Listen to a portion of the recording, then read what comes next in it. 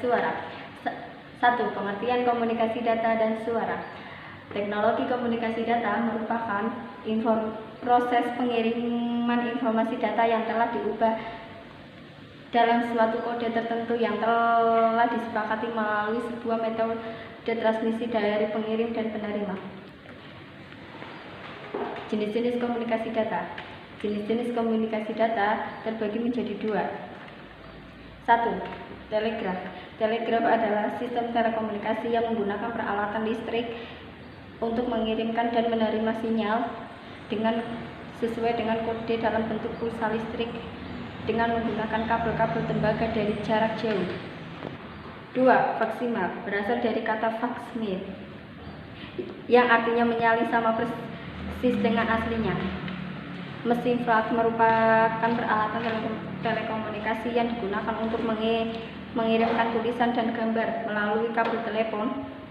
Mesin fax menyalin dokumen yang ingin dikirimkan, kemudian mengirimkan dokumen tersebut ke nomor fax yang ingin dituju. 3. Pager. Sebenarnya hanya untuk memanggil saja atau memberikan instruksi satu arah saja atau tidak interaktif. 4. Jaringan komputer seperti email, website, media sosial, dan lain-lain. Komunikasi ini menggunakan media internet dalam berkomunikasi. Tujuan komunikasi data. 1. Memungkinkan pengiriman data dalam jumlah besar, efisien, tanpa kesalahan, dan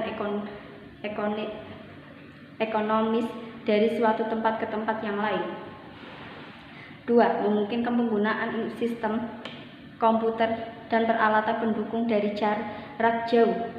3. Memungkinkan penggunaan komputer secara terpusat maupun secara tersebut, sehingga mendukung manajemen dalam hal kontrol baik desentralisasi maupun sentralisasi. 5. Mempermudah kemungkinan pengolahan dan pengaturan data yang ada dalam berbagai macam sistem komputer. Cara menjaga data dalam sistem komunikasi data. 1. Pastikan media transmisi tidak rusak. 2. Pastikan alamat IP yang mau dikirim benar. 3. Lindungi kabel-kabel dari binatang rusak. 4. Letakkan kabel-kabel di tempat yang aman. 5. Selalu rutin scan virus. Rekomendasi sehari 2 kali. 6. HDD yang digunakan tidak boleh bad sector. Hambatan ketika melakukan komunikasi data. 1. Hambatan yang bersifat teknis, yaitu pesan tidak dapat utuh diterima receiver. 2. Hambatan bahasa, yaitu pesan yang kita dikirimkan. Hambatan ketika melakukan komunikasi data. 1. Hambatan yang bersifat teknis, yaitu pesan tidak dapat utuh diterima receiver. 2. Hambatan bahasa, yaitu pesan yang kita dikirimkan tidak dapat ditransferkan secara sempurna oleh receiver.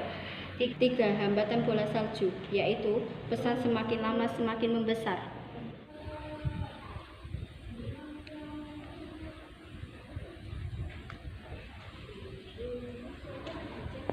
Pembahasan materi yang kedua ialah pembahasan materi teknologi komunikasi suara. Pengertian teknologi komunikasi suara ialah komunikasi suara ialah jenis komunikasi yang paling umum digunakan dalam berupa informasi melalui perantara suara yang didengarkan. Jenis komunikasi suara. Jenis komunikasi suara ialah A. Komunikasi siaran radio. Informasi yang dipancarkan ke segala arah. Informasi dipancarkan ke segala arah dan diperbolehkan untuk menerima informasi tersebut. Dan informasi yang diterima bersifat umum. Contoh dari komunikasi siaran radio ialah radio. B. Komunikasi radio amatir. Informasi dipancarkan ke segala arah, tetapi jumlah pengirim dan penerima terbatas. Pada mereka yang mempunyai izin untuk beroperasi. Informasi bersifat pribadi. Contoh dari komunikasi siaran radio ialah orari. C. Komunikasi radio dua arah.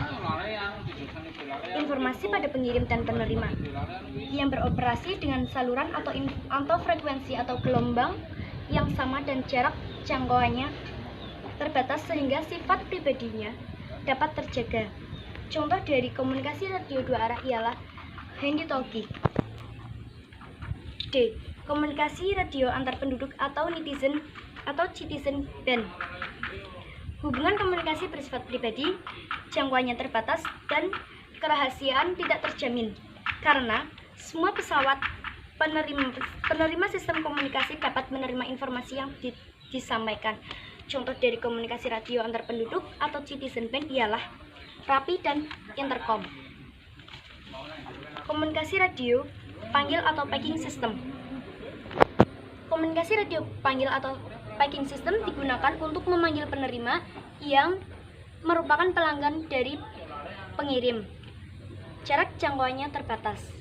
Contoh paragraf komunikasi telepon bersifat pribadi, murni atau niaga.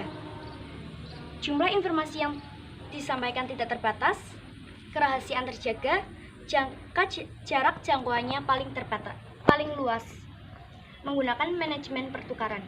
Contoh dari komunikasi radio panggil atau paging system ialah telepon dial. F. Komunikasi telepon bersifat pribadi murni atau niaga. Jumlah informasi yang disampaikan tidak terbatas, kerahasiaan terjaga, jarak jangkauannya paling luas. Contohnya ialah handphone. Dalam melakukan komunikasi suara terdapat beberapa hambatan. Hambatan tersebut ialah suara yang tidak pengaruh sinyal dan suara menjadi berbeda. Ciri-ciri komunikasi suara. Ciri-ciri komunikasi suara ialah 1. Hanya bisa ditangkap oleh indera pendengar, bersifat verbal atau langsung, tidak adanya visualisasi, adanya media pengantar suara, dapat dilakukan hanya pada jarak tertentu.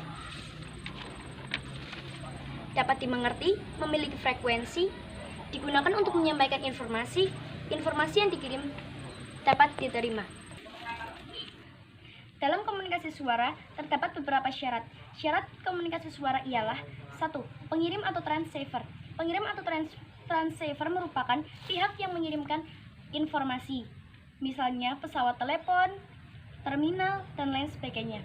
Tugas pengirim adalah membangkitkan berita atau informasi dan menempatkannya pada media transmisi. 2. Media transmisi. Media transmisi merupakan media yang digunakan untuk menyalurkan atau mengirimkan informasi ke tempat tujuan atau penerima, misalnya saluran fisik seperti kabel, udara, dan cahaya. 3. Penerima atau receiver. Penerima atau receiver merupakan pihak yang menerima informasi, misalnya telepon, telex, terminal, dan lain sebagainya. Tugas dari penerima adalah menerima berita atau informasi yang dikirimkan oleh pengirim berita. Sekian materi yang dapat kami sampaikan. Terima kasih. Wassalamualaikum warahmatullahi wabarakatuh.